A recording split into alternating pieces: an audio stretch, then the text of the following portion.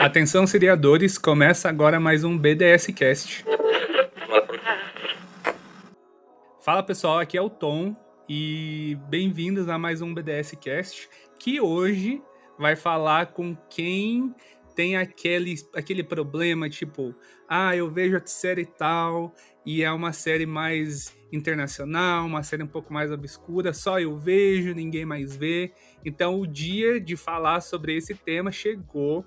Então hoje a gente vai destacar aqui no BDS Cast séries internacionais, né, séries que estão fora do eixo Estados Unidos, Inglaterra, enfim, que a gente está muito acostumado a ver, e falar um pouco mais sobre as séries de outros países, né, que com os streamings têm sido tão mais difundidas e mais divulgadas, a gente está mais acostumado a ver produções de outros países, falar em outras línguas. Acho que o que adiciona muito mais para nossa cultura, a gente gosta de série, ver outros estilos de fazer série, e eu tô aqui com a minha companheira de BDS Cast e Fast News, Marcela.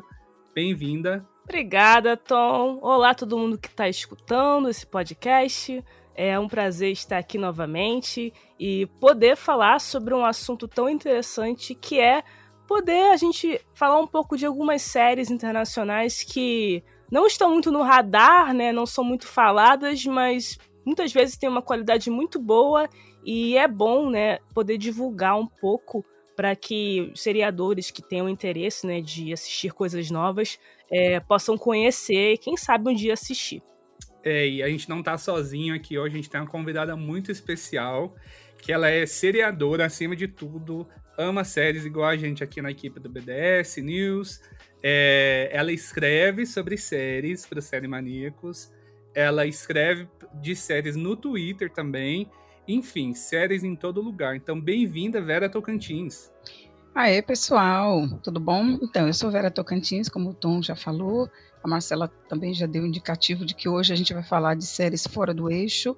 Sou Vera Tocantins, escrevo sobre séries, como o Tom já falou, no seriemaníacos.tv e também, claro, tenho que reclamar das minhas séries favoritas, entre outras coisas, no Twitter, onde vocês podem me encontrar no @Vera Tocantins. Mas estamos aqui hoje para falar de séries fora do eixo, que nós já estamos muito acostumados, né, que é o eixo Estados Unidos, Reino Unido, séries britânicas, e vamos, que eu acho que vai ser um bate-papo bem interessante.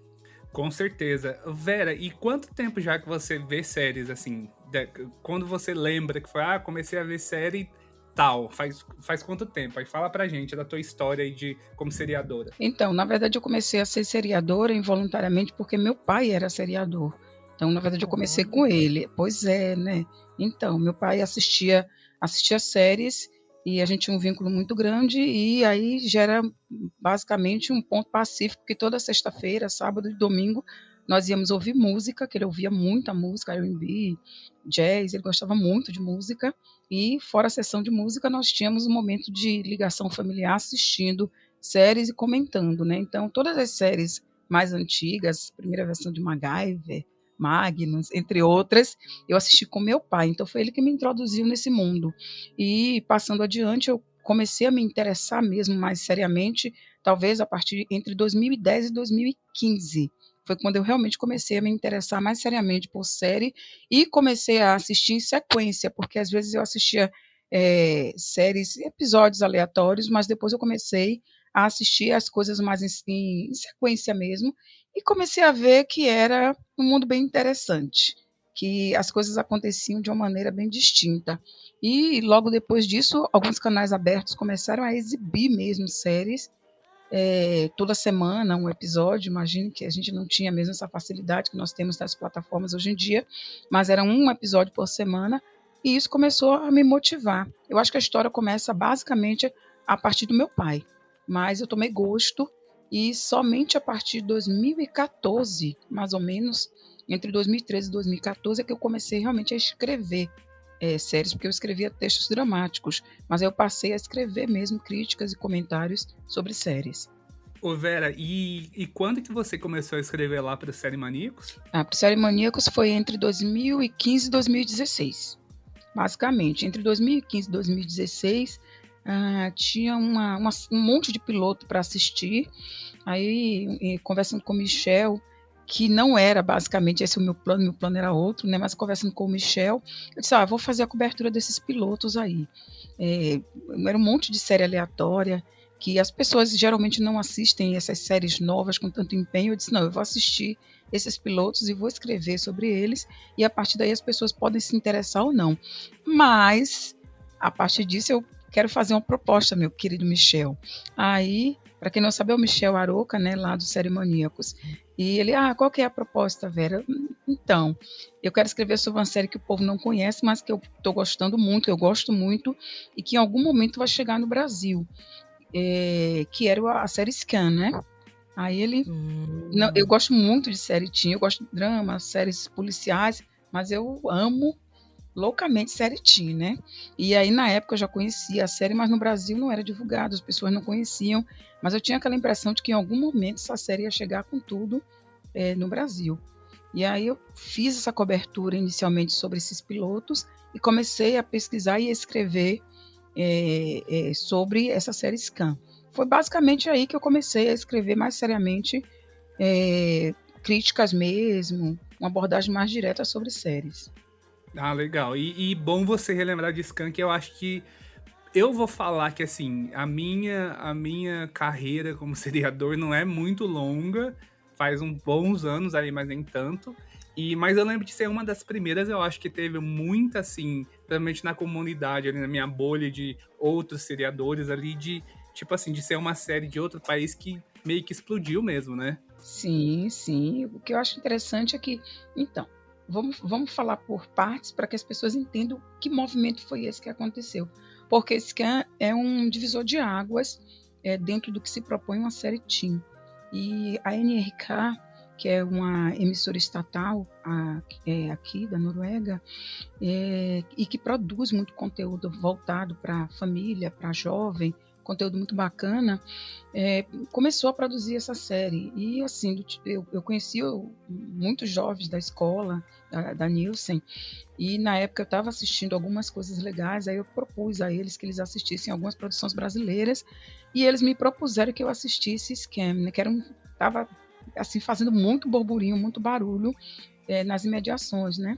E eu disse, não, tá bom, eu vou assistir, mas demorei um tempo ainda para assistir, do tipo, deve ser um pouco de exagero dessa turma aí. Mas comecei a assistir a série.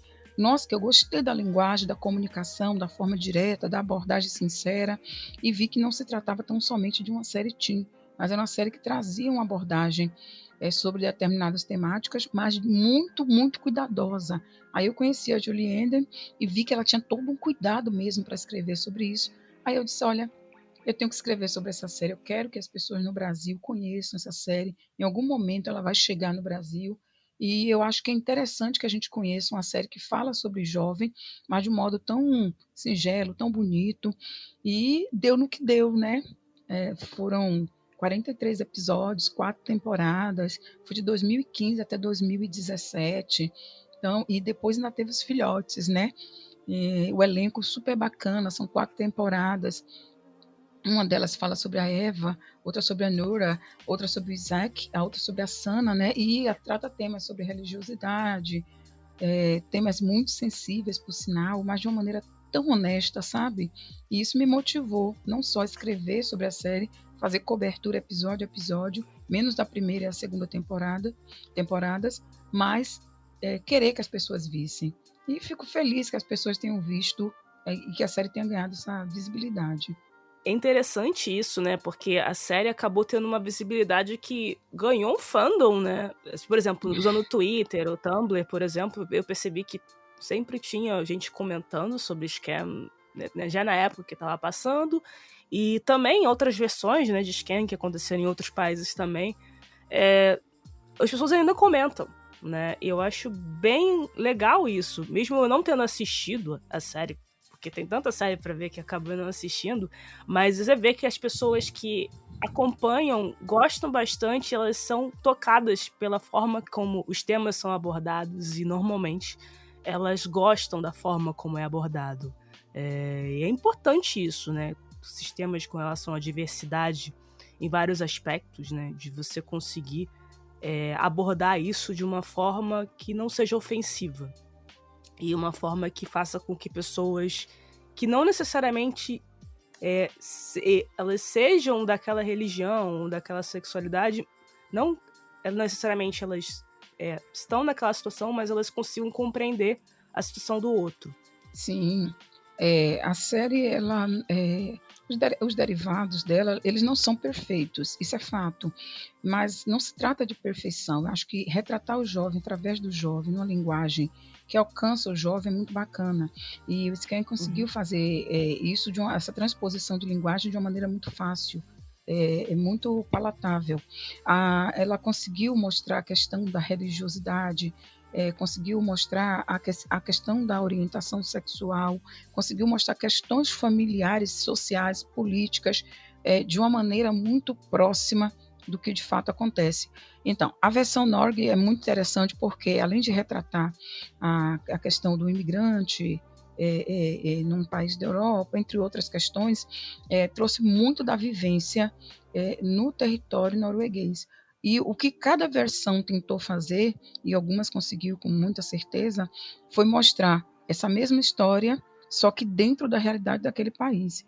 Então, eu penso que tanto a Itália, a Bélgica, o Norfolk, o Holanda, a Espanha, a França, a Alemanha, Estados Unidos, cada um, é claro que com suas especificidades, cada versão dessa tentou mostrar as especificidades daquela comunidade, quer seja voltado para a religiosidade, para a orientação sexual, quer que seja voltado para questões econômicas, questões de imigração, e isso eu acho louvável, porque, por exemplo, a visão do imigrante, ela lida de maneiras diferentes a partir de determinados países, mesmo que todos eles estejam, quase todos eles estejam na Europa, é visto de uma maneira diferente a partir da questão do governo.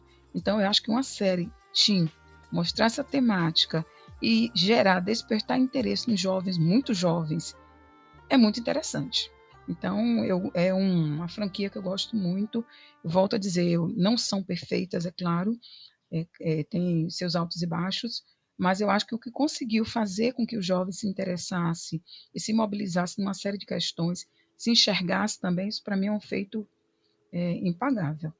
E falando de esquema aí, Vera, você já antecipou uma coisa que eu ia perguntar, que é você citou aí de estar na Noruega e tal. E para quem tá ouvindo, a gente conversou um pouco antes de começar o podcast aqui e não sabe. Então você tá morando na Noruega, mas do Brasil. Fala aí pra gente mais ou menos ali, rapidinho, como é que foi. Você saiu do Brasil, foi morar na Noruega, como é que foi essa transição para você? Sim, então, na verdade, quando eu fui para a Noruega, há muito tempo atrás, por questões de estudos, eu estava fazendo, na época, mestrado, tinha meu companheiro também, enfim. Aí, na época, pareceu interessante, até porque, por ele ser norueguês, né, aí pareceu interessante, então, vamos organizar as coisas por aqui mesmo. E, e eu pude continuar trabalhando no que eu já fazia, isso também se mostrou interessante, mas o que é mais bacana é o modo como eu fui recebida, como eu fui tratada. Então foi um modo assim muito digno, fui muito bem acolhida e isso para mim me deixou muito confortável no sentido de tentar desenvolver coisas que eu gostaria de desenvolver. E estando lá, e estando muito próximo de jovens, né? Para quem não sabe, eu sou professora, né? Então o meu público-alvo são os jovens. Então eu estava muito perto dos jovens. E a linguagem dos jovens sempre me encanta e me encantou muito. E por conta disso eu acabei me aproximando e eles acabaram me mostrando esse mundo aí que eles frequentavam. O jovem norueguês, quando faz 17 anos, geralmente sai de casa. Quando acaba a universidade, tem um período sabático. Então, é uma cultura muito diferente. E isso me encantou muito, tentar entender, tentar conhecer mais. E aí foi aí que eles me disseram, assiste a série, assiste que você vai entender um pouco da gente, vai entender o que é que acontece na nossa realidade, vai entender que ônibus é esse que a gente trabalha aí o ensino médio todo para poder organizar. Assiste a série. Aí eu entendi que eu precisava assistir, que eu precisava entender como essas coisas aconteciam.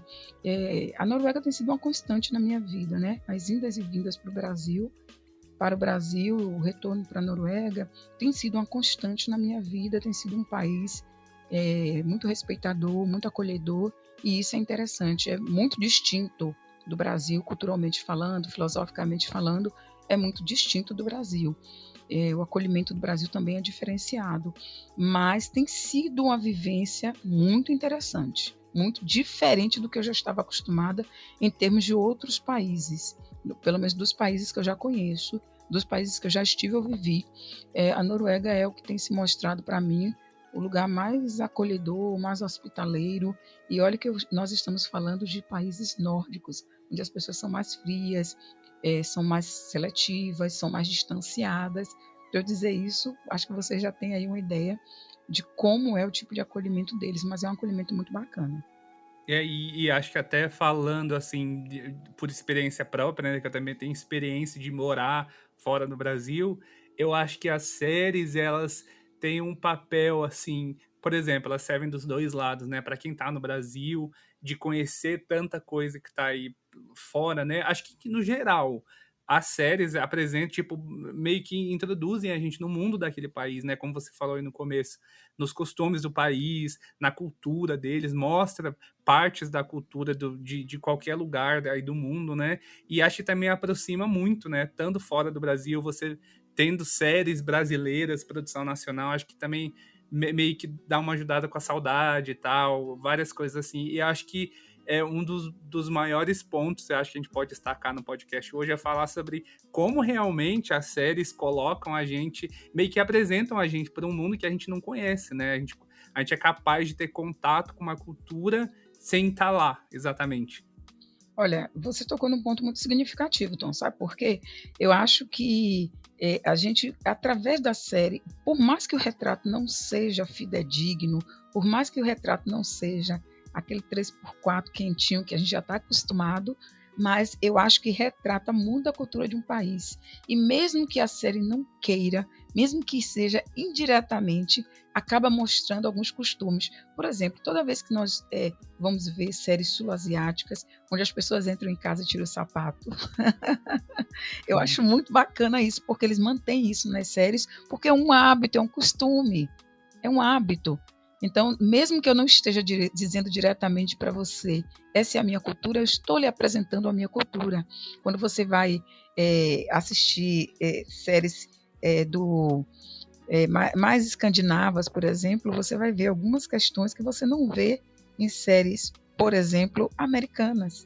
Se você vai assistir uma série turca, você vai ver hábitos que são muito da cultura da Turquia, mas que, no entanto, nós não estamos habituados. Então, eu acho bem interessante, acho que essas séries elas ajudam muito mesmo a gente a compreender essa expansão de mundo. E um outro ponto que você tocou, que eu tenho que ressaltar aqui, é essa vivência também, que mesmo não estando lá, você tem um pedacinho de lá. Mesmo não estando presente em determinado lugar, você tem esse pedacinho cultural. Por exemplo, eu assisti recentemente Medida Provisória e foi tão bacana, gente, a experiência de ver certas pessoas, certos atores que há algum tempo eu não vejo. Foi tão bom, sabe, estar permeada daqueles sotaques, daquela conversa. Você que tem uma experiência de vivência fora do Brasil, tem hora que a gente cansa de ouvir outro idioma, tem hora que a gente quer ouvir o bom e velho português. Então, eu acho que, de vez em quando, assistir certas coisas no nosso idioma nativo também é muito bacana. Eu lamento muito quando eu vejo as pessoas nas redes sociais criticando o produto brasileiro e as pessoas não têm uma noção como a leitura de mundo dos produtos brasileiros, mesmo as séries que não são 100%, mesmo os filmes que não são 100%, como é bacana, como é importante isso. Então, eu concordo com o que você falou aí, viu, da linguagem através dessa linguagem do mundo das séries, ou talvez do cinema, que a gente pode se transportar para essa ou aquela realidade, mesmo que minimamente. Com certeza, né? E tem outro fator também, né? A gente tá tão acostumado, principalmente a assistir séries e filmes americanos, e é uma forma, né, que a gente acabou assimilando muito a cultura de lá, né?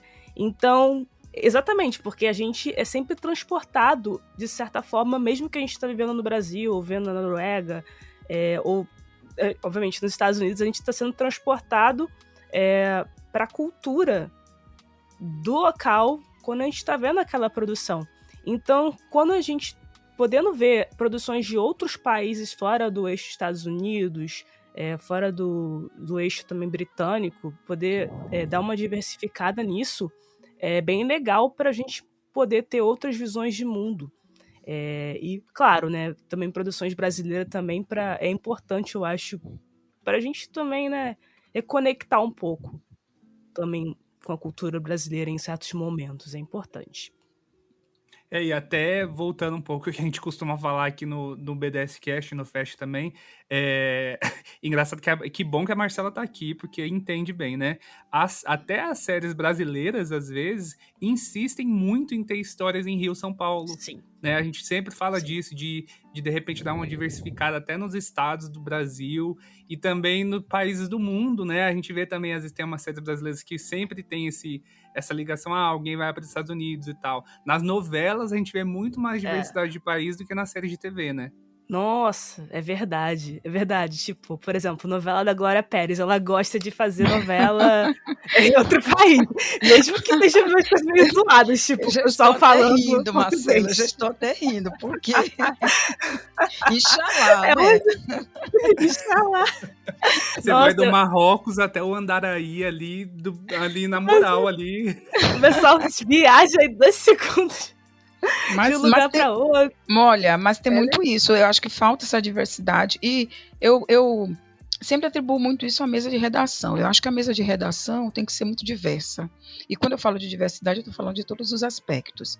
Eu acho que tem que ter uma diversidade étnica, tem que ter uma diversidade de orientação, tem que ter uma diversidade também de localidades. Eu acho que tudo isso ajuda muito na hora da concepção. Muitas vezes eu acho que nós criamos um produto e sequer temos noção de que não há diversidade nele porque não temos essa leitura de mundo. E quando nós não temos essa leitura de mundo, é interessante da gente pensar que nós estamos fazendo um trabalho inovador, com grandes tecnologias, e, no entanto, nós não estamos usando o mínimo de uma tecnologia que já deveria ser usada, que é a diversidade. Então, diversidade é tecnologia de mundo. Quando você pensa um produto e quando você escreve um produto e você não coloca muito claramente que aquele personagem, ele é dessa ou daquela orientação, ele tem essa ou aquela cor de pele. Quando você não deixa isso muito claro, e a mesa de redação, mesmo assim, pega aquele trabalho, por exemplo, no Brasil, e diz que é eixo Rio-São Paulo, diz que aquela pessoa é de tal cor, de tal orientação, isso deixa muito claro que falta essa diversidade na mesa de redação. Então, eu acho que, falando de séries e filmes, e olha que o Brasil vem produzindo coisas muito interessantes, mas mesmo assim, nós ainda precisamos falar sobre esse tema. É preciso que tenha maior diversidade, é preciso que os produtos expandam um pouco mais. Nós temos histórias riquíssimas no Brasil adentro. Se formos observar a história de Parintins, se formos observar as regiões quilombolas, as regiões indígenas, e por aí vai, nós temos muita coisa interessante para ser contada no Brasil, e não somente aquelas histórias mecânicas que temos visto ao longo do tempo, mas obviamente que isso também ainda é um resquício do próprio trabalho da teledramaturgia brasileira. O cinema brasileiro ainda bebe muito da teledramaturgia, e o mundo das séries do Brasil também ainda bebe muito dessa mesma fonte. Mas eu creio que, como eu sou muito positiva e acompanho muito as produções brasileiras, eu creio que isso também, esse estigma, vem se quebrando ao longo do tempo. E eu percebo que algo vem sendo produzido também com outras temáticas. Essa juventude que vem produzindo as séries, algumas até bem inocentes, mas você já vê outras camadas, você já vê outras temáticas sendo trabalhadas. E isso eu já vejo que é um indício de mudança. Eu acredito muito nessas mudanças, mesmo que paulatinas, mesmo que gradativas, mesmo que às vezes estagnadas por contas burocráticas e governamentais, mas eu acredito muito que essa mudança ela vem se implantando a par e passo nas nossas produções, as produções nacionais. E nós vamos chegar no momento onde nós vamos ter produções nacionais bem mais diversas e inclusivas. Com certeza. A gente espera que isso aconteça. Na verdade, a gente espera muito. E acho que a equipe do BDS News em geral, a gente sempre costuma falar que a gente quer muito mais produção nacional, produção diversificada, fora do eixo Rio-São Paulo, né? Principalmente Rio, que também recebe muito destaque. A gente ama o Rio de Janeiro, mas seria ótimo explorar para outros lugares. E voltando a falar das nossas séries internacionais, Vera, que enquanto a gente estava preparando o BDS Cast, né? A gente te pediu encarecidamente para colocar uma listinha para ajudar quem tá ouvindo, na verdade, para me ajudar, né, a guiar com séries internacionais. Eu e a Marcela, que a gente também a gente conhece muito poucas da lista que você passou pra gente. E a primeira da lista você já deu a introdução, que é Scam, que é uma série original da Noruega, uma série teen. E eu já vi a número 2, eu nem conheço ainda. E se você quiser falar um pouco pra gente, que é Borgen, da Dinamarca, é isso? Isso. Então, vocês vão me ouvir muito falando sobre a NRK, vocês vão me ouvir muito falando sobre a Team Vision, enfim, são muitos canais de televisão, são tipo a France TV Slash, são emissoras e distribuidoras, produtoras, que a partir de 2015 elas tiveram um alcance muito bacana. Tem produções que eu vou citar aqui que são de 2010, 2011, e que nós só tivemos conhecimento no Brasil a partir de 2015 e algumas a partir de 2020, porque houve uma aceitação maior de produtos que são falados com outros idiomas que não o inglês. Por incrível que pareça, isso abriu um espaço muito grande. O boom a partir de 2015 foi o boom das séries escandinavas. E isso abriu portas também para outras séries. Por exemplo, nós tínhamos uma dificuldade muito grande de assistir doramas pela barreira do idioma. Eu, por exemplo, tenho uma amiga muito próxima, inclusive mora aqui próxima, que ela tem uma dificuldade muito grande de assistir séries em outros idiomas, porque ela diz que não suporta ouvir outros idiomas. Mas aí vem a grande questão. Ela se habituou a isso? Ela se educou a isso? E vale lembrar que ela não assiste séries em norueguês, ela assiste em inglês. Então, ou seja, da mesma forma que você se educa para ouvir em um idioma, você pode se educar para ouvir em outro idioma. E falando da série Borgen, que é um trama policial, está na Netflix. Muitas dessas séries hoje em dia estão na Netflix, apesar de não serem produções originais. Outras você vai encontrar na Viaplay, enfim. Em outras distribuidoras, algumas não estão no Brasil ainda, mas essas séries hoje em dia não são mais difíceis de serem encontradas. Borgen é uma série dinamarquesa, é uma série bem investigativa, política, tem muita trama política, muita trama policial, mas tem reviravoltas incríveis. A protagonista é densa, é profunda, é uma atriz excelente. A série conta a história de Britt Nyberg, que ela é a primeira-ministra da Dinamarca. A série tem 3 temporadas. Essa série foi lançada em 2010. Imagine você, e ela foi até 2013. Depois que ela foi abraçada pela Netflix, uma nova temporada vem aí agora, surgiu agora em 2022, anos depois, imagina vocês, 2022, 10 anos depois, mas está aí no Netflix a 4ª temporada. Eu até achava que já tinha acabado na 3ª, quando eu assisti, porque acaba bem bonitinha a série, né? A nova temporada se chama, em português, Borgen, acho que é o Reino do Poder e a Glória, isso mesmo, o Reino do Poder e a Glória. E o que é interessante nessa série é a forma como eles mostram a questão política na Dinamarca, consequentemente, nos países nórdicos. Eu me lembro que, quando passou no Brasil a série Os 12 Jurados, houve uma repercussão muito grande por conta do sistema penal do país em questão. Mas essa série Borgen, ela mostra as questões intrincadas da política, como é diferente do Brasil, como é diferente dos Estados Unidos e como é diferente do que estamos acostumados, inclusive num país que tem uma primeira-ministra mulher. Então, é uma série dinamarquesa que eu recomendo muito mesmo. Quem assistir as 3 temporadas, aí já emenda, assiste logo a 4ª. A 4ª eu não assisti ainda, porque estreou há pouco tempo. Mas quem assistir as 3 temporadas não vai perder seu tempo, não. É uma série interessantíssima. É um tema policial, político-policial, muito bom mesmo. Muito consistente. Essa série, Borgen, alguns amigos, né, que gostam de mais de séries assim fora desse eixo americano, né, e britânico, eles assistem. E é interessante, né, como a Netflix meio que é o advento do streaming, né? Algumas séries mais antigas que não tiveram muita atenção globalmente, né, mundialmente, acabam por causa de que estão disponíveis no streaming, elas conseguem ter um novo público, mesmo anos depois. Né? E aí é o caso, por exemplo, de ter uma temporada nova, tipo, quase 10 anos depois de ter terminado, né, a 3ª temporada. Então, é bem legal isso. Eu acho muito bom, eu acho muito bom, É viu? ótimo, né? É ótimo, com certeza. Então, outra série também que você mencionou pra gente, né, que é uma série da Islândia, que se chama Assassinato em Valhalla. Não sei se eu tô falando corretamente, mas sobre o que é essa série? Então, essa série é um suspense no ar, né?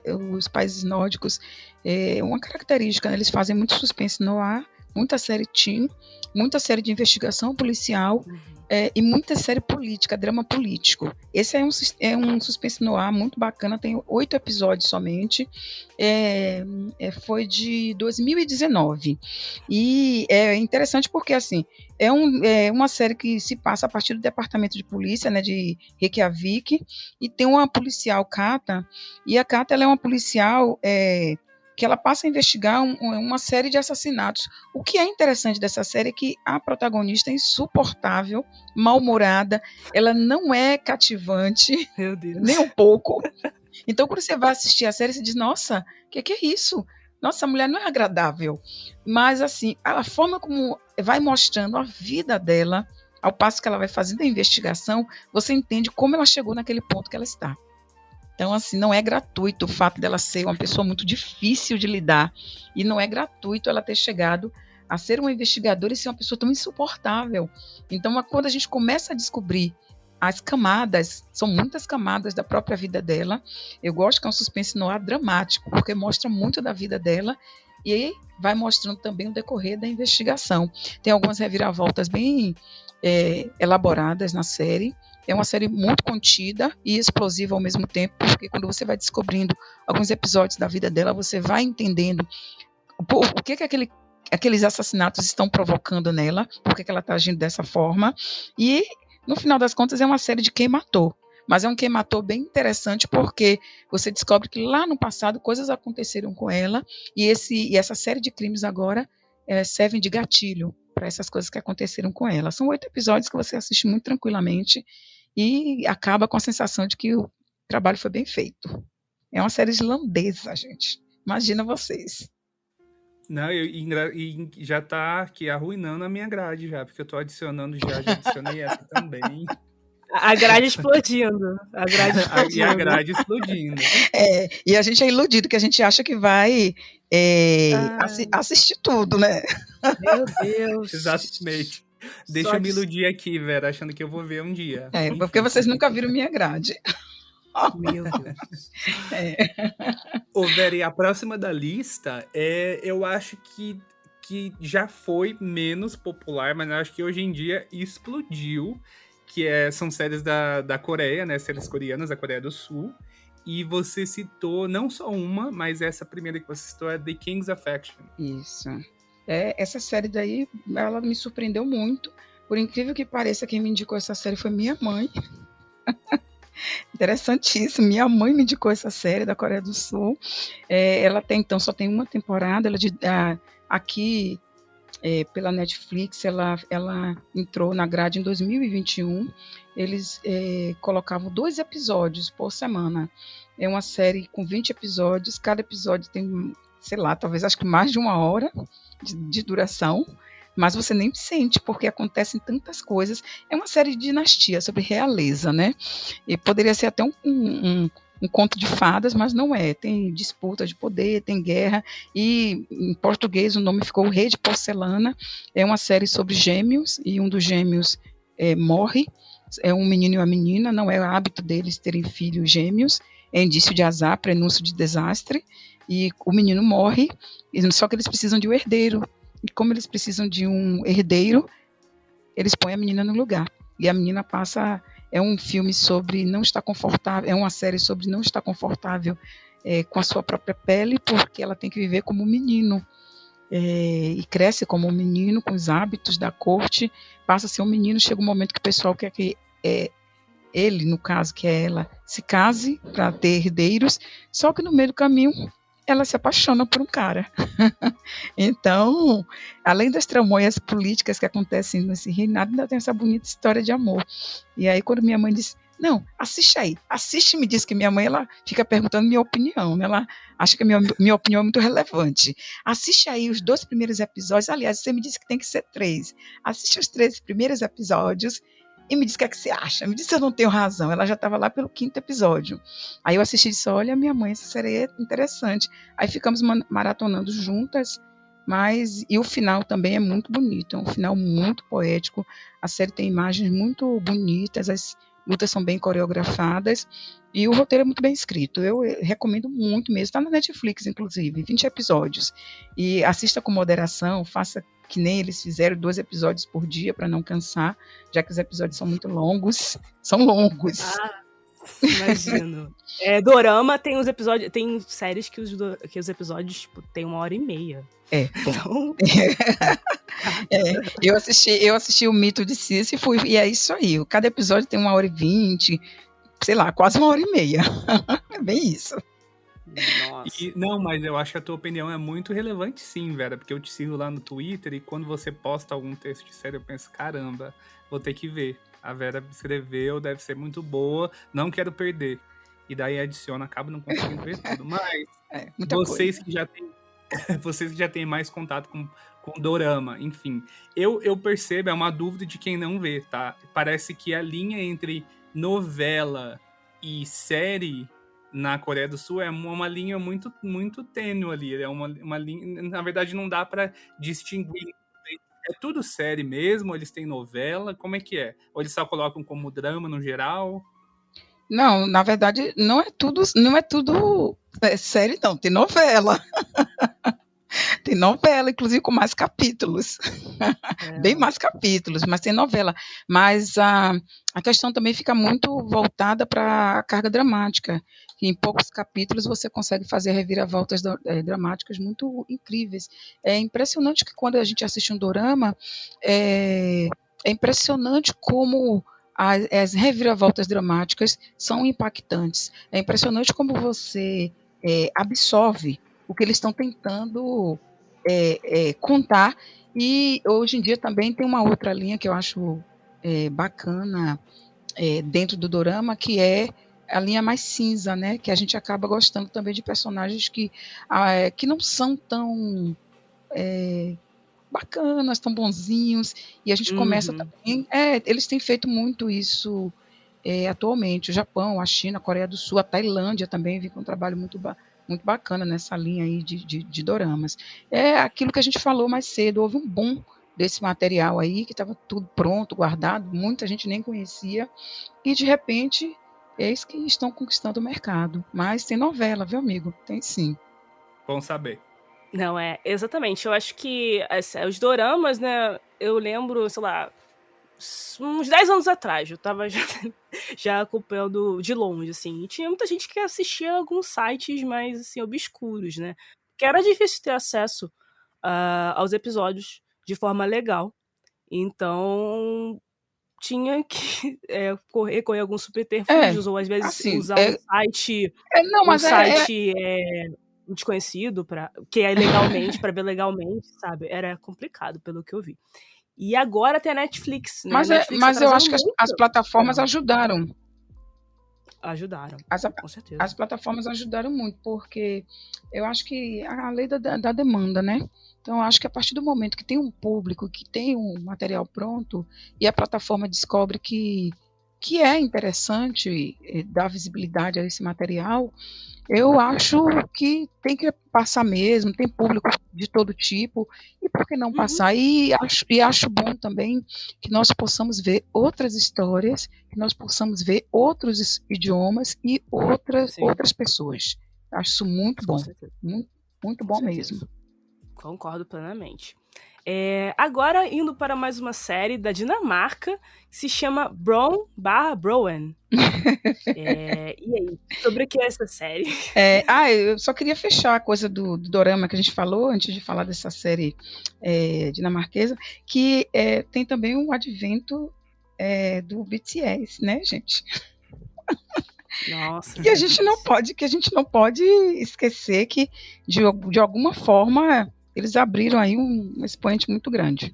Então, essa série que você citou é o Broen na Suécia, né? E Broen na Dinamarca. Ambas as coisas significam, em tradução bem literal, ponte. Significa ponte. Então, na Dinamarca ela foi lançada com o nome, na Suécia ela foi lançada... Na Dinamarca foi lançada em 2011. E como é uma produção em parceria da ZDF. A ZDF vocês também vão me ouvir falar muito também, porque eles produzem muita coisa entre a Suécia e a Dinamarca. É um drama policial dano sueco, né? E existe muito drama dano sueco por aqui, muito. Todos eles de contexto policial, eles são muito bons em produzir esse tipo de coisa. E esse drama, ele conta a história de uma mulher que ela é encontrada morta numa ponte. Essa ponte ela existe, né, que é uma ponte que liga a Suécia à Dinamarca. E o que parecia um assassinato isolado se mostra uma história muito mais intrincada, muito maior e que envolve ambos os países, envolve inclusive o governo. Então, é uma trama que não está fechada ainda. 3 temporadas foram lançadas, mas há a promessa de uma 4ª temporada. Mas ao decorrer das temporadas nós vamos descobrindo que aquele assassinato inicial no meio daquela ponte guarda muitos segredos e reviravoltas, e que aquilo ali foi talvez a ponta do iceberg para o que acontece logo em seguida. É uma série muito boa, o elenco é muito bom, é uma série muito bem construída ao longo do tempo. Acho que vale a pena assistir as temporadas que já estão lançadas. Eu acho que vale a pena também ver o visual. É muito bonita visualmente também essa série, muito bonita. É uma característica muito forte das séries nórdicas, a paisagem. Então, e além disso, a trilha sonora da série, de mistério, um certo suspense, uma melancolia também, é muito boa. Então é uma série que eu super recomendo. Podem assistir sem medo de serem felizes ou sem medo de ficarem assustados.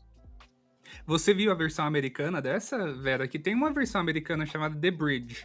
Você chegou a ver também? Não, nunca vi. Não, nunca vi. Pois é, eu vi e até te perguntar como comparada à original seria. Eu não vi a original e vi a americana. Olha só a influência aí dos Estados Unidos. Porque na verdade, eu comecei a ver e eu não sabia que tinha uma versão original. Achei que era só uma série original do FX.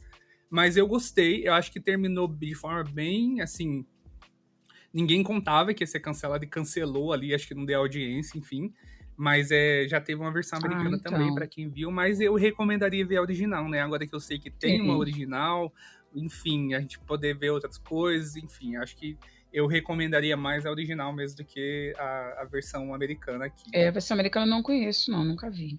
E eu não vou conseguir pronunciar a próxima, não. Vera, vou ter que pedir tua ajuda. Que é Castanejamanden. Tá. Vamos começar em português. Ela é Homem da Castanha, da Netflix, e é Castanjamender. A Castanjamender é uma série que, não, a tradução literal é Homem da Castanha mesmo. Não é raro na tradução, não, mas a pronúncia é bem estranha, Castanjamender. Então, a pronúncia. E é uma série, nossa, que eu adorei essa série. Pensa numa série que eu gostei, foi essa série. Ela tem 6 episódios, você deve ver que ela está aí no meu top 10. Tem 6 episódios, muito bem feitos, tem uma temporada só. Eu acho que dificilmente eles vão fazer uma 2ª temporada, é uma série dinamarquesa, muito bem feita, porque ela explora uma mitologia que existe na Dinamarca, que é o Homem da Castanha. Então, eles pegaram um folclore dinamarquês e criaram um suspense, uma investigação, um mistério, um assassinato, em cima de um folclore. O folclore é muito bem contado nessa série, mesmo quem não conhece a lenda do Homem da Castanha, passa a entender a partir da perspectiva da série, e a gente tem um certo pavor, um certo medo mesmo, a gente entende o medo das pessoas, não só pelo folclore, mas a ambientação da série é boa, o elenco é muito bem escolhido, o mistério ele é revelado paulatinamente, em doses homeopáticas, mas nada tão lento assim, e a reviravolta final a gente não espera. Então a série fecha de uma forma que a gente não espera, porque tudo indicava um caminho e que, tudo bem, seria óbvio, mas é um caminho que para a gente já estava traçado, e a reviravolta do final, ela não é estapafúrdia, ela estava ali o tempo todo, a gente só não tinha observado. Então é uma série que eu super recomendo, são apenas 6 episódios, uma maratona super rápida, super fácil de fazer, é uma série de 2021 e, nossa, Eles acertaram em cheio nessa série dinamarquesa aí. Podem assistir Castanemander, O Homem da Castanha. Pegando um gancho aí no que você acabou de falar, de ter só uma temporada, essa, né, de ser muito boa, eu queria perguntar para você, Vera, da tua experiência de ver essas séries internacionais, porque eu sempre percebo que as séries britânicas geralmente são mais curtas, né? Tanto o tamanho da temporada, quanto a série toda no geral. E os Estados Unidos que tem a tendência de aumentar e ficar forçando aquilo ali por anos e anos. Um ótimo exemplo é The Office, né? Que a versão original britânica tem 2 temporadas e nos Estados Unidos acho que teve 9 ou 10. Então é muita diferença. As produções que você vê de outros países, elas geralmente são curtas, eles são mais do estilo britânico mesmo, de contar a história e acabar por ali mesmo, ou se estende. Como é que você vê essa coisa do tempo das temporadas? Olha, múltiplas temporadas é um advento americano. Essa é a verdade. É um advento americano. É muito comum as séries britânicas, as séries escandinavas de modo geral, as séries europeias. É muito comum a produção de apenas uma temporada, no máximo 2. Eles não fazem séries para durar, porque eles querem contar uma história. Então, é uma história, muita série limitada, é uma história com começo, meio e fim, que no máximo vai durar 2 temporadas. Eles não têm o hábito também de pagar um cast para ficar ali ad infinitum, né? Então, eles têm o hábito de, olha, vamos fazer um projeto, o projeto é esse, às vezes faz sucesso, cai na boca do povo, talvez seja interessante contar mais um pouquinho daquela história, eles fazem prequel, alguma coisa assim, mas acabou ali. Agora é um advento dos americanos, essa coisa de infinitas temporadas. Eu acho que Supernatural, How to Get Away with Murder, sei lá, outras séries aí mostram muito isso, de como é comum para os americanos fazerem séries com múltiplas temporadas. Se você for observar, por exemplo, as séries nórdicas, quase todas têm uma temporada, e se expandir o universo um pouco mais para contar o início da história e talvez o final depois do final, no máximo chega a 3 temporadas. Então, a gente entende que eles já fazem um projeto fechado. Eles não pensam muito em fazer diversas temporadas, eles não pensam muito em prender um elenco infinitamente, eles não pensam muito em locações eternas, nada disso. É coisa de americano. Americanos, eles pensam muito nessa coisa, né? Vamos fazer séries para tentar trazer o máximo de lucro possível pro estúdio, pro canal, né? Então, eu creio que seja muito também por causa disso, sabe? Que acaba acontecendo essa coisa de prolongar muito a série além do que é necessário. Agora, Marcela, se bem que, por outro lado, se a gente for observar também alguns investimentos que são feitos mais voltados para séries americanas, por outro lado, talvez eu até entenda por que algumas séries têm tantas temporadas, porque algumas produções que eles fazem são locações milionárias, elenco milionário, e Sim. talvez a série precise se pagar também, né? E depois que a série se paga, vamos lucrar, e depois que a gente lucra, deixa mais um pouquinho. Então, às vezes, tem esse aspecto. Algumas dessas séries que eu estou citando aqui são produções de baixo orçamento ou de orçamento médio, e onde as locações, boa parte dessas locações aqui são locais da própria natureza, são locais que, se você for em qualquer país nórdico, você vai encontrar aquela estação de metrô, você vai encontrar aquela estação de trem, você vai encontrar os fiordes, são locais que você vai encontrar e eles já estão prontos lá. Então, tem também esse outro viés. Então, que a gente até entenda que algumas séries a gente acha que é desnecessário mesmo a manutenção de diversas temporadas, de múltiplas temporadas, mas que outras, talvez até por esse alto investimento, talvez a gente até entenda o porquê de se manter por tanta temporada, até porque alguns desses atores aí, atrizes, são atores e atrizes de cinema que migram para séries e que o cachê, às vezes, não é nada abaixo, não. Então, talvez a gente entenda desse lado também, né? Até atualmente, né, tá cada vez mais nessa transição de... Antigamente era tipo, os atores evitavam fazer séries, né? Muitos atores de filmes evitavam fazer séries. E aí começou a chegar na Golden Age das séries. E aí mais e mais atores estão fazendo séries, fazendo minis. E realmente se tornou mais glamorizado fazer séries, né? Pra streaming, TV, a cabo... até aberta em certas situações, né? Então, tá mudando um pouco o panorama. Bem interessante. E agora vamos para mais uma série sul-coreana também, né? Que se chama The Silent Sea. E pelo que eu vi, ela é da Netflix, né? Uma produção recente da Netflix. Então, você assistiu Sim. e gostou? Assisti, gostei, recomendei para várias pessoas. É uma produção muitíssimo boa, é uma ficção científica muito bem feita. É médio orçamento para cima. Eles construíram boa parte física da nave. É uma nave que vai fazer uma missão. E não só construir boa parte dessa estrutura, mas é uma série que trata de, para além de uma ficção científica de pessoas dentro de uma nave confinadas no espaço, é uma série que tem um dilema moral. E toda série que tem um dilema moral coloca o público em uma situação ambígua. De que lado nós estamos? Se nós estivéssemos lá, que decisão nós tomaríamos? E se acontecesse comigo? E se eu estivesse na liderança, o que eu faria? Então a série nos coloca nesse circuito. Então, consegue construir, as partes de ação são muito boas, a ambientação no espaço ficou muito bem construída.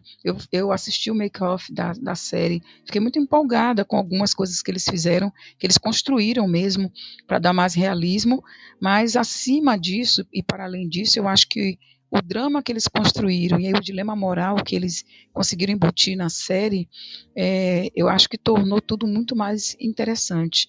E um outro ponto também que eu acho muito bom nessa série é que há uma missão dentro da missão. Então é muito bom quando você descobre que é uma missão dentro da missão e que nem todo mundo está no mesmo time, porque cria uma nova camada de conflito. Eu gosto muito de séries de confinamento, eu gosto muito de séries de dilemas morais, porque joga com o público junto. Você não está ali só assistindo, você está se questionando o tempo todo, você está pensando, e se fosse eu? Se eu estivesse nessa situação? E o elenco é muitíssimo bom, e eles trabalham muito com a ambiguidade, aquele personagem que você começa adorando, em determinado momento, e você vê o lado vilanesco dele, mas por outro lado ele se redime logo em seguida, então você não tem certeza que sentimento você vai esboçar em relação a esse personagem. É uma série de criação de mundo muito boa, é uma série também de estudo de personagem. Eu gosto muito de série que tem estudo de personagem, porque você não se decide muito facilmente e você também não fica na monotonia, mexendo no celular e assistindo. Você precisa assistir porque você precisa entender para onde isso está te levando. Essa é uma viagem espacial que eu recomendo demais. E só usar também, Vera, do que você acabou de falar, dessa série de médio orçamento, que eu também estava pensando numa coisa que eu percebi nas séries internacionais em geral que eu já vi, né? Que não são muitas, mas que eu já vi várias, é que acho que nos Estados Unidos realmente tem essa coisa de investir tecnologia, investir recurso, fazer muito efeito especial, né? Dependendo do tipo de produção. Mas as produções, principalmente europeias, acho que eles focam muito no roteiro, e meio que te prende muito. É uma história que, de repente, não precisa de muito recurso, eles precisam só de cenários ali de casa, enfim, e a natureza, e já conseguem contar a história muito bem. Acho que é uma das coisas que mais me chama a atenção em séries que estão fora desse eixo de séries faladas em inglês, é a coisa do roteiro ser tão bom que eles te prendem, você não precisa ver um efeito especial, de repente, para ficar preso ali naquela história. E até em produções tipo Dark, por exemplo, que tem que eles colocam um elemento ali que não é exatamente comum, que vamos dizer, é sobrenatural, enfim, mas consegue te prender tanto, e eles conseguem fazer séries de qualidade sem gastar muito, né? O que acho que dá uma abertura para quem escreve, para quem cria conteúdo, porque você tem uma liberdade maior, os canais têm tendência a aceitar séries que não vão custar tantos milhões, né, de qualquer dinheiro que tem por aí, e é justo a gente falar, então, que as produções internacionais geralmente usam mais do roteiro como base do que qualquer outro efeito visual?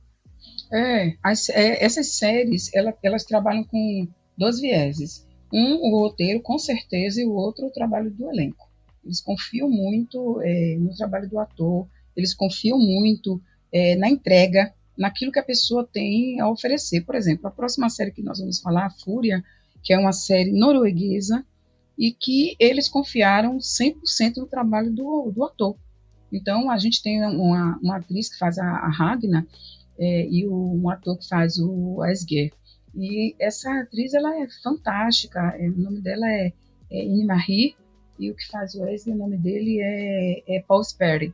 Então, eles dois são fantásticos em cena, eles funcionam muito bem, A série se passa entre os fiordes noruegueses e a Alemanha, porque a Alemanha está prestes a ter eleições, então é um thriller político nórdico muito bom também, muito consistente, e fala muito sobre os radicais de direita, fala sobre terrorismo, patriotismo, aquelas pessoas...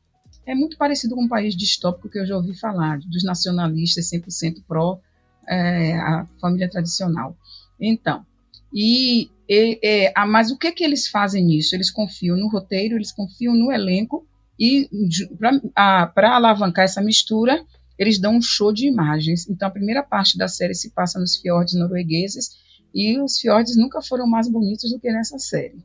Então, são imagens de tirar o fôlego, são imagens belíssimas, e muitas cenas se passam, inclusive, lá no meio dos fiordes. Então, eles usaram a iluminação natural, a locação deles se baseou muito nisso, e quando você vai assistir as séries, você começa logo preso pela imagem, pelo visual da série, você logo em seguida cria um elo com esses dois personagens que eu estou citando aqui, que no final das contas você descobre que são dois investigadores, isso não é spoiler, porque a série já deixa claro isso, e também o desenrolar o que o roteiro cria de perspectiva política.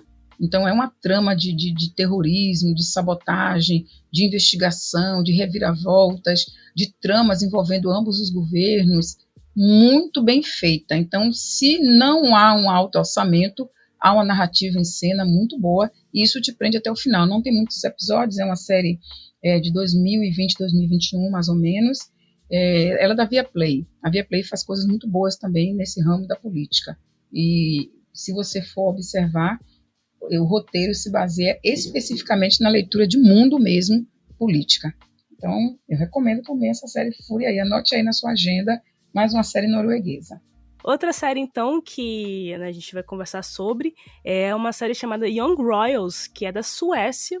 E essa também eu acho que já escutei falar também. Sobre o que seria, Vera? Essa série está na Netflix, é uma série da realeza também, é uma série LGBTQIA+, é uma série teen, vocês sabem que eu adoro série teen, e é muito fofa a série, muito fofa mesmo, o menino é da realeza, acontecem os episódios dele envolvido em umas brigas em boate, aí a família com medo dele sujar a imagem dele, já que ele é o próximo sucessor lá, aí manda ele para esse colégio interno, e esse colégio interno é um colégio que o irmão dele estudou e que todo mundo já sabe que é um colégio abusivo, um colégio difícil de estar. E chegando lá, ele se apaixona por um outro garoto, o outro garoto é de origem filipina, não, colombiana, de origem colombiana, mas radicado lá naquele país, na Suécia. E o grande X da questão não é que a família dele não tenha aceitação sobre a orientação sexual dele, até porque na Suécia não há nada contra essa questão. Mas o grande X da questão é o que vai ser feito para que ele gere descendentes. Porque em algum momento ele vai assumir a realeza. Então é um embate assim, bem interessante. Ele sabe que ele tem um papel a cumprir perante a família dele e que ele já nasceu com essa missão. Mas, por outro lado, ele não pode abrir mão de um sentimento avassalador, que é essa primeira paixão dele. O outro garoto também é muito bacana, muito bom ator. Aliás, o elenco jovem dessa série é muito, muito bem escolhido, muito bom. E a série também trata de outras questões com o elenco periférico, porque trata da questão do distúrbio de alimentação, de autoimagem, a questão dos imigrantes. Então, tudo isso é tratado nessa série. Ela vai ter segunda temporada, já está renovada, deve estrear no ano que vem, a segunda temporada, e eu com certeza assistirei e com certeza estarei fazendo propaganda para que as pessoas assistam também. É uma série muito fofinha. E, Vera, eu tô puxando aqui o baseado no que você tem falado, só coisas que têm vindo, perguntas que têm vindo na minha cabeça. Então, outra coisa que eu te perguntar é como que é essa coisa de representatividade LGBTQIA+, que você percebe nas séries que estão fora do eixo que a gente está comentando aqui. Você acha que é mais tranquilo para as pessoas na Europa, ou enfim, na Ásia, Sudásia, para comentar sobre diversidade de gênero, de orientação sexual, ou talvez os Estados Unidos, por ser um país considerado um pouco mais menos conservador, vamos dizer assim, consegue falar melhor sobre esse tópico? Eu acho que não se trata de falar melhor ou falar pior. Eu acho que há formas distintas de falar. Então, o que acontece? no sul da Ásia, isso ainda é uma questão. Por mais que tenhamos aí esses BLs, esses doramas e tudo mais, mas isso às vezes é uma representação ficcional, mas que quando você vai olhar o próprio país em si, ele ainda não avançou a esse ponto de aceitação e inclusão. Isso me preocupa porque, enquanto representação ficcional, a coisa é aceita, é bem feita, é bonita de se ver, nós derramamos lágrimas chorando, são pareamentos muito bonitos, mas enquanto país a gente às vezes percebe que a coisa não andou, que ainda há muito preconceito. Muitos desses meninos que fazem, meninas que fazem essas séries na vida real deles não podem viver intensamente, verdadeiramente o seu próprio eu, e isso para mim ainda me preocupa. Isso eu estou falando mais de séries sul-asiáticas. Quando eu vou falar de Europa, aí depende de que parte da Europa nós estamos falando. Eu acho que há uma parte da Europa que já é bastante aberta, que já é bastante inclusiva, por sinal. Países como a Suécia, países como a própria Noruega, a Dinamarca, por exemplo, são países que têm uma abertura incrível. Não só uma abertura, como uma aceitação.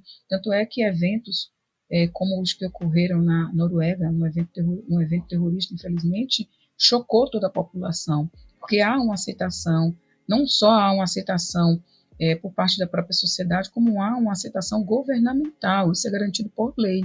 Então, a representação, eu acho que em tela é muito bonita também e reflete muito a realidade desses países. Isso eu estou falando de países nórdicos. Eu acho que quando nós vamos para países como Espanha, países como Itália, a França, há uma representação, mas a realidade desse país, por serem países muito cristãos ainda, eu acho que enquanto realidade ainda há muito preconceito, ainda há muita injustiça no sentido de participação em lugares sociais, em penetração social, em aceitação também das comunidades. Então, eu acho que a representação em alguns países tem sido muito retrato do que aquele país é, enquanto que outros países eu acho que não há uma justaposição. Eu acho que é uma representação muito boa, enquanto ficção, mas que na realidade é preciso caminhar um pouco mais ainda para que essa aceitação ela seja mais ampla. Perfeito, perfeito. Bom saber também que acho que você tem uma visão um pouco mais, por ver, né, mais séries que a gente não está muito acostumado, de repente pegar ali um pedacinho, né, de como isso é retratado para esses países. E a última série aqui do nosso top 10 também é de uma coisa que tem um pouco mais de experiência, que eu já vi várias séries japonesas, eu amo, enfim, anime e cultura japonesa, eu sempre gostei, faz muito tempo já. E tem uma série, se eu não me engano, também original Netflix, né? A Alice in Borderland. Sim. Assim, essa série é muito bacana, porque ela é tipo Jogos Mortais. Eu vou usar bem essa analogia, porque aí eu acho que as pessoas já sabem que terreno elas estão pisando. É uma série que mostra um mundo paralelo de Tóquio, né? Um outro Tóquio, e é de 2020, ela vai ter segunda temporada também. Eu gosto da forma como a série parece um grande videogame, né? Coisas bizarras acontecem, pegadinhas, brincadeiras, jogadas, reviravoltas, mas sempre parece que você está diante de um grande jogo. E a série consegue transmitir esse espírito com muita facilidade, o elenco consegue se expressar com muita facilidade, e o que parecia uma loucura quando você assiste o primeiro episódio, você entende que em determinado momento a série vai começar a humanizar os personagens e mostrar um pouco da história deles também. Então, para além do grande jogo, dos jogos mortais, das coisas atrozes que acontecem, as decisões conturbadas que os jogadores têm que tomar, a série mostra que ela não é maniqueísta. A série mostra que nem tudo está no perfil do preto no branco, porque às vezes você tem que tomar decisões muito difíceis para se preservar ou preservar o grupo social que você está inserido, e isso fica muito claro nessa série, mas também o clima de aventura da série é envolvente. Você não consegue parar de assistir, porque é um clima intenso de aventura, quando eles conseguem vencer uma prova à custa de alguma coisa, sempre tem um preço. Logo em seguida, uma nova carta é jogada, uma nova reviravolta acontece, tem aquele que fica tentando decifrar o jogo, tem aquele que consegue decifrar, mas quando chega lá, já há uma nova peripécia, há um novo plot twist. Então, tudo isso faz com que a série esteja nesse top, e faz com que a gente queira assistir, e faz com que a gente queira ver aonde esse jogo está levando a gente. Então vai ter uma segunda temporada que eu espero que seja tão envolvente quanto a primeira temporada, porque o elenco foi muito bom, e o envolvimento que a gente tem também é interessantíssimo. Marcela, você tem alguma recomendação de série internacional que você já viu, que você... Eu tenho uma aqui, mas eu quero saber antes de você se você tem alguma série internacional que você já viu e que a gente pode falar aqui também, para quem tá ouvindo. Olha, assim, eu normalmente eu vejo séries mais, né, aquelas que ficam famosinhas, né? Infelizmente, aquela coisa, né? Tanto, eu vejo muito série americana e tal, aí eu vejo algumas minis britânicas eu assisti. Dark é uma série Netflix, então, e muita gente já assistiu já, então eu acho que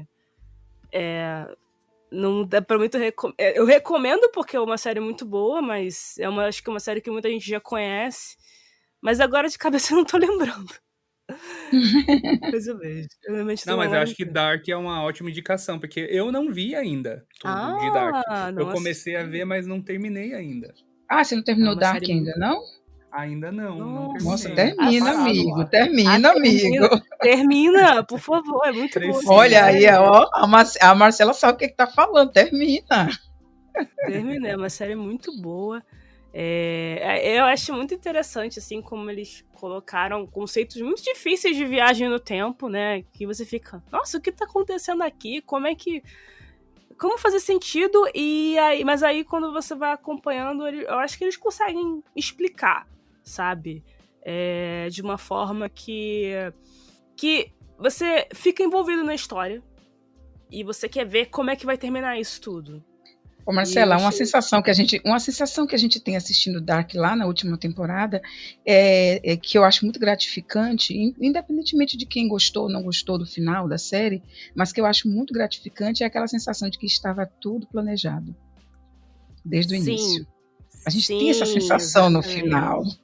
Exatamente. Eu acho muito legal isso, muito legal. Eu tô olhando agora a minha grade, né, gente? Porque de cabeça eu não lembro, né? Eu vi muita série. Eu tenho quase 300 séries finalizadas aqui na minha grade. Então, pra lembrar, às vezes, né, é um problema.